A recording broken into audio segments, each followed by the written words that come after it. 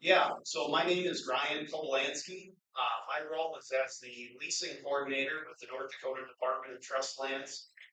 So I work with Surface Division, and primarily I work with the agricultural lessees and leasing the property out. So organizing the surface lease auctions, answering questions specific to leasing trust lands, as well as I work with the noxious weeds program and some other areas of land management for the surface. So I do want to thank you guys for giving me an opportunity to speak with you here this morning. I view, county weed boards and county weed board members as kind of an important partner for us in achieving our mission with the North Dakota Department of Trust Lands as far as land management. You guys are well positioned to be forward observers out there in your various counties, and you're seeing these areas where we have shortcomings and we need to improve on our weed control. So I want to have a good relationship with you guys and good communication. I feel that's important, so I'm happy to meet you guys this morning, and hopefully you'll feel encouraged to reach out to me if you do have any issues in your counties, and I would be happy to work with you guys to improve our weed management. With that, we'll kind of get into the presentation here. And I do have a fair amount to cover, so I'll try and go quickly and not spend too much time. But I did want to just give you guys a presentation on weeds this morning. I feel it's important to kind of give you some context and background with the department. That helps, to explain some of the decisions we make and how we approach land management and how we're a little bit different than some other agencies. So it all started with the Enabling Act. That was a piece of federal legislation that was passed, which conveyed the authority to several states to draft their own constitutions. It also conveyed these lands to the states for the purposes of funding public education, so as a revenue source. Originally, that was section 16 and 36 in every township, so you'll see that familiar checkerboard pattern. And originally, that was about 3.2 million acres throughout the state of North Dakota. And the mission, as outlined here, this is kind of what defines us from some other agencies. So the mission to manage the assets of the permanent trust in order to preserve the purchasing power of the funds, maintain stable distributions to fund beneficiaries, and manage all other assets and programs entrusted to the board. So what that really lays out is that we have a fiduciary responsibility to the beneficiaries of the trust that we're responsible for. So that relationship really outlines some of our goals. We need to provide stable long-term distributions to those funds and those trusts to support education over the long term. So it's a long-term view, but really, we need to provide that income source and that revenue, which would be a little bit different than the goals and objectives for how some different lands are managed. Here you can see the original acreage distributions for the various trusts. The largest of these is the Common Schools Trust Fund with about 2.3 million acres originally allocated, again, of those 3.2 million. So a very significant acreage distribution. And you can see that we do manage quite a few different funds with several names, and those acreage allocations being a little bit less than the Common Schools Trust Fund. Here's the land that we have remaining that we manage across the state of North Dakota today. Some of you, as you look up at this map, you may see in your home counties we have a lot of land, or you may see that we don't have very much. The reason for that, originally we had that checkerboard pattern, but at statehood, we needed to kickstart that fund. And as our surface director states, we were land rich and cash poor. So in order to, start that fund and get things rolling, the fastest way to raise revenue was through the sale of lands. The lands which were sold were those which were most sought after. So you'll see the Red River Valley is pretty light on land today. So because those acres were tillable, they were purchased for farming. There was also a provision originally that prevented grant lands from being broken up and farmed, they had to remain in native prairie. So the sale of those lands was the way, to get them tillable. What that means today is that we've got a lot of land concentrated in the western part of the state. In areas like the Badlands, we've still got a lot of property, and also it means that a lot of the land we still manage is rangeland. So we do have about 30,000 acres of crop and hay, which could have been, through a variety of things. So if we sold that land and someone made a attempt to purchase it, they weren't able to fulfill the terms of that loan, that land would have returned to the state, and if it had been broke in the meantime, we were able to continue managing that as cropland. This is the current acreage distribution as of today. What you'll see is we've got about 706,000 acres remaining in total. So of those 3.2 million, a significant number sold, and that number is reduced down to where we're at today. So we've kind of transitioned from selling land to where now we're trying to maintain our acreage base to provide that stable long-term income to the trust. And you can see, those funds reduced, but they're still roughly in proportion. So the Common Schools Trust Fund has about 630,000 acres. So still a significant number in those. Here, this is the annual income. So this was from fiscal year 2021, I believe. And the actual total revenue was about $290 million. However, the vast majority of that is actually coming from mineral revenue. So things like oil and gas royalties on those tracts. And we do also have a considerable larger number of mineral acres. As lands were sold, they reached a portion where they reserved more of those mineral rights. So we do have more mineral acres than we do surface. But so for the surface revenue, we're seeing about $13.5 million or so of revenue, and actually from agricultural leasing, it's more like 9.6 million. Whereas the remainder of that is coming from things like easements and aggregate, so right of way, surface minerals, things like that. So that's kind of the distribution of income. And what this means is that we do manage a significant fund. There's several departments with the Department of Trust Lands for several divisions. We have investments, we have revenue compliance, we have accounting, we have surface, we have minerals, and we have unclaimed property. So investments manages almost $6.8 billion in total funds. And what that means during the last biennium is that they were able to distribute about $421 million to K through 12 public higher education.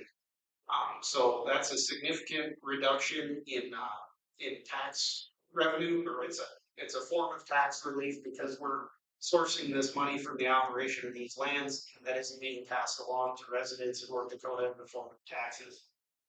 It works out to be about $1,800 per pupil per year, or roughly 15% of the cost of public education. And the department itself is a staff of just about 30 people. So we are a really small team proportionate to, all this property and these investments and that workload there. Distributions have been increasing. You'll see in the graph below, this goes back to kind of the 2010 timeframe. So because a lot of this is coming from oil and gas revenue, those funds have really matured over the past decade or so, and we're reaching a point where we're able to provide more money. So those distributions are increasing and expected to continue to increase. Basically, in surface division, we're looking at land ownership on a massive scale. So all the typical concerns you have and problems and things that you'd be dealing with on a day-to-day basis. So we manage the agricultural leasing of the property. We also work with land management and maintenance. So I have a coworker who works with documenting overgrazing and maintaining range production. We have an interest in cost-sharing water developments and improving the property, improving quantity and quality of water. which helps maintain leasability and production on those acres. We also approach noxious weeds on the property, and we need to maintain those. And then we're also receiving, numerous requests for right-of-ways, oil and gas pipelines, access permits. We work with the reclamation of those pads. So after, construction is complete, we're requiring those industries to reclaim those areas and return them back to, a native state or similar. And then we're conducting inspections. So all of the school trust land is inspected at a minimum on a 5-year basis. We work with a team of field inspectors who lead us in that process. But there's a lot of ground to cover, so there's challenges with that as well. And then we also deal with public access and recreation. So we maintain these lands open to walking access in forms of recreation, which include hunting and, just if you want to go out there and do some bird watching or hike around, you're welcome to do that as well, as long as it's not impeding, our ability to lease out that property. We do have some trust lands that are closed to public access. A lessee can, submit a request to try to close those lands if they're having some conflicts with hunting or with recreation, or if they're needing to graze out there during the season. So we do try to accommodate those requests because we're working with those lessees and they're paying for that lease on the land. So we try to give them the flexibility that we can if it's not in opposition to our other goals. But primarily, our job is to derive revenue from this so that we're able to support public education. So the majority of the land, managing it through agricultural leasing. So whether it's crop, hay, or range, we're offering, a 5-year lease term, which is mandated within Century Code and the North Dakota State Constitution. Leases are auctioned off in person in the county seat in accordance with Century Code. And we employ a fair market value policy to try and establish a minimum bid for all the tracts of land that we manage. That's a huge challenge in and of itself to implement and maintain an equitable system that works, across the state of North Dakota. It's got a lot of diversity of environments and whatnot. So that's, a constant challenge.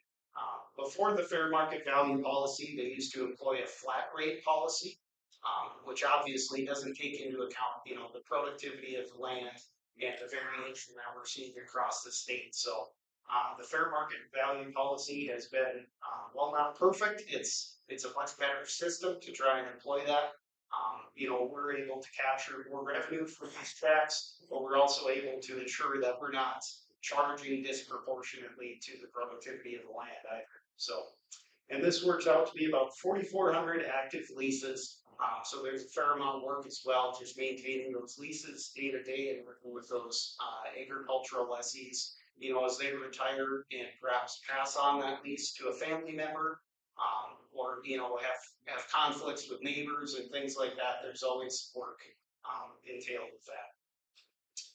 Almost all of the property that we manage is leased out. So we've got about 1.5% of acres that aren't leased. Some of those are considered unleasable. So we do own property, say, that's submerged in the Devil's Lake area.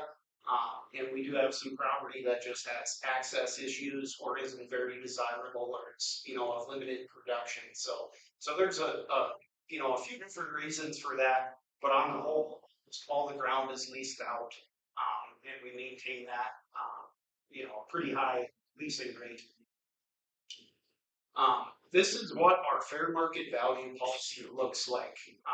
So the fair market value policy takes into account the local economics in the area that the land is located, as well as the productivity of the tract. So we're trying to take into account, the variation in land productivity across the state, as well as those pockets where, local economics are influencing those rental rates. So what this is here is, we're conducting a survey that provides us this regional rental rate. So we ask landowners voluntarily to provide kind of the going rates for crop, hay, and pasture rental rates as well as land prices, and then we compile those and we track them over time. We take an average rental rate, and then we will adjust that. So basically, we'll get the past 3-year average.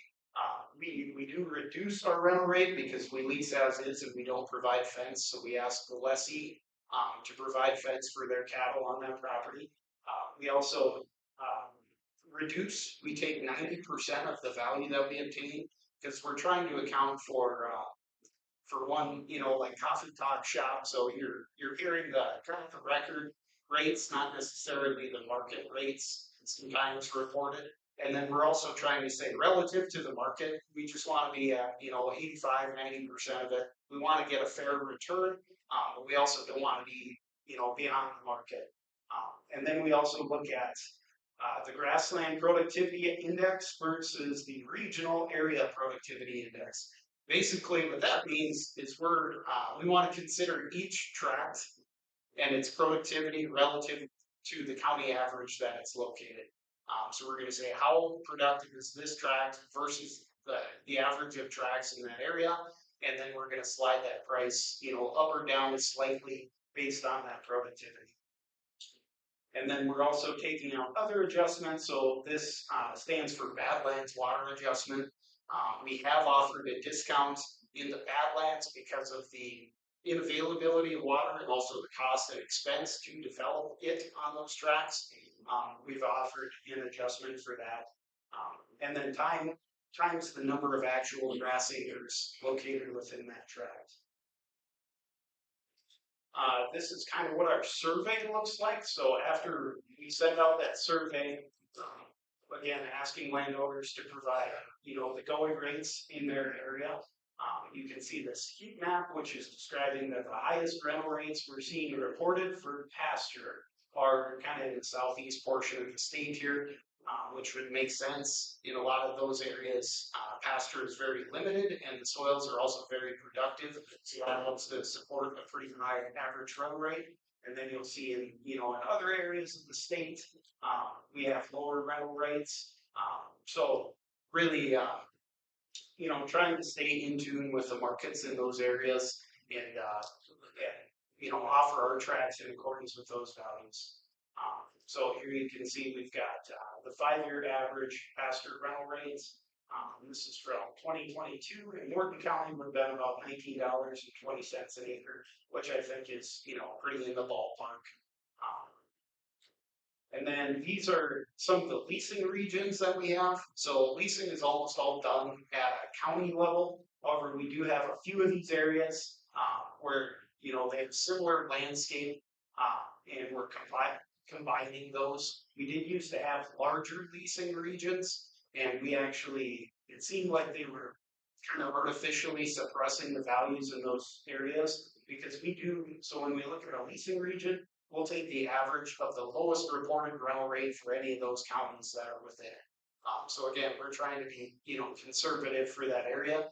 And if we do come in under the market, we're relying on competition to kind of set that final market rental rate. And here you can see the variation in soils across the tract. So each of these soil components has its own unique production and its own productivity index that's assigned to it. So using a method like this, we're really able to kind of take into account the specific variation within a tract. It's not perfect, but it's probably a lot more objective, even in the private market where you're seeing kind of a flat rate enforced, on the whole across those acres. So we maintain a database that has soils data for all these different tracts, and we're trying, to do our best to use those numbers to help us calculate a RER that's fair and effective. And here, this is just an example of that kind of shaking out. So that, past 3-year average rental rate reduced for the fence, which has been about $1.60 per acre reduction. We're looking at increasing that again. Times our survey error of about 90% gives us this value. And then this tract is about 97, 98% as productive as the county average. So we'll take that times the number of grass acres gives us our, minimum bid as well as our per acre rate for that tract. We do rely on some field inspectors, so we employ some seasonal field inspectors who aid us in kind of covering the whole state. You know, with we own lands throughout the entire state. We were a small staff of 6 full-time employees. So for 700,000 acres, you can imagine how busy that would keep us. So these field inspectors aid us in getting to the field and being, well positioned to actually get out and conduct inspections as needed. So that really does speed things up and ensure that we're able to get out there. We do offer cost share for water developments. Jim's let me know that I'm a little short on time, so I'll try to get to some of the lead slides just so that we can get into that a little bit. But we're viewing, water developments as improvements to the landscape, so we're interested in maintaining those and investing. There are a lot of partners available who are interested in contributing dollars to help that. And as far as noxious weeds, so that's another component of the program that I work with. I would say that our most prevalent weed species are probably leafy spurge, Canada thistle, absinthe wormwood, and and a little less often we are seeing some pockets where we hear of hound stung and yellow toadflax. Hound stung is a really tough one. It tends to come in that rough terrain where it's difficult to access and difficult to spray. But those are probably pretty similar to what you guys are seeing reported. We do also get requests. We support, biocontrol, so leafy spurge beetles. We get requests for prairie dog control as well as brush control. So typically we only cost share on any state listed noxious weed, but in a special circumstance where that's limiting production and getting to a stage where it's kind of, impeding leasability of the tract, we'll also look at doing some brush control. That seems to be really an issue in kind of the prairie pothole region. I'm not sure if that's, just back to moisture and climate these last couple of years, or if that's, something compounding from the way that we're grazing in those systems. Typically, so a lessee is eligible to receive 100% of the cost of chemical, 50% of the labor for spraying noxious weeds. Typically, we'll cap that at what they pay for the lease on the property, less any third-party cost share. So if they're getting chemical at a reduced rate from you guys, we'll pay them what they're paying for the chemical. You know what I mean? And then subject to per acre caps. So we try to keep that labor, I guess, feasible, and to do that, we follow an NRCS payment rate for that. We'll provide more cost share for a spot spray application than we will a ground application with like a field sprayer. We do ask, that they contact us to get prior approval from the department for anything that's in excess of their lease amount or over $5,000. They just need to fill out the form, sign it, have you guys sign off on it, and then provide receipts for the chemical and custom labor. And we also will allow them to receive up to $200 with minimal documentation. So we do that in case they're just throwing a spray can in when they go out to check their cows, or even to do something kind of quick and easy and see something back from their work there. But ineligible applications, so basically we're going to make sure that they're abiding the label requirements and that we don't have any off-target concerns. So if we've got a lot in the area, we might be concerned, especially if they're asking to have a plane come in and fly the whole area. So we're just kind of trying to make sure it's not off-label and make sure that they're being careful and doing their due diligence. Cropland applications are not eligible, so that's considered a cost of operating that land. Uncontrolled weed infestation. So there's a variety of ways that we get reports on weeds. Those are from lessees, self-reporting. Sometimes I'll get a call where they acknowledge an issue that they need to take care of, and we just need to, make them aware of the program and give them a little support. Sometimes we get complaints from the general public. Sometimes we'll identify that in field inspection or a scheduled inspection. And then sometimes we'll be out in the area and we'll see that there's something that needs to be taken care of. This is where, I think you guys can really aid me in communicating, if you're seeing areas of your county where this has been a common issue and it's probably been around for a number of years. I would be happy to work with you guys to, to see if we can improve that. Uh, the terms of our surface lease do require the lessee to control noxious weeds found on the property. We really try to maintain this program uh, to make sure that we're, creating a strong incentive for them to spray it. Really, there's no reason why they can't. So we have a lot of support in place. Typically on your normal application, we're covering about 75% of the cost if they hire custom labor. If they do that themselves, then they're actually going to see, some return. They can still claim their own labor, and they can use that money to pay their own wages or purchase equipment, whatever they might need to do. And these are kind of some of the areas that I'm trying to focus on where I think that we can see some improvement. And I do have this photo on here of yellow-toed flax because occasionally, I'll get a report. I'm not very familiar with yellow-toed flax. It's not a real common weed in my area. And when I see something like that, I'll call the lessee and say, hey, are you aware of this weed? And a lot of times they don't even know about it. So it can be just a little bit of education and information, giving them your guys' contact number or directing them to your extension so that they're able to follow up and kind of, you know, um, learn about that as well. So sometimes it's not that they're neglecting, they're just not aware of it. But, kind of the consistent issues that we see to have are, I'm sure, would be kind of familiar to you guys. For these state listed noxious weeds, there's just not a lot of chemical options. There are some, but we need to make sure that, we're using multiple modes of action, we're rotating products, we're using full rates, and then we're using a combined strategy if we can. So, by using leafy spurge beetles as well, or different application methods. Some of the problems that we face are high labor costs. So we do have that per acre limitation. And, there are some areas where we do see really high labor rates. Sometimes that's really needed in order to get good coverage and good control. But we just need to make sure that it's, worth our time to go out there and spray it and that we're using a solution in proportion to the problem. Hopefully, maybe some things like drone technology or something like that could help reduce some of that labor cost, especially in those difficult to reach areas.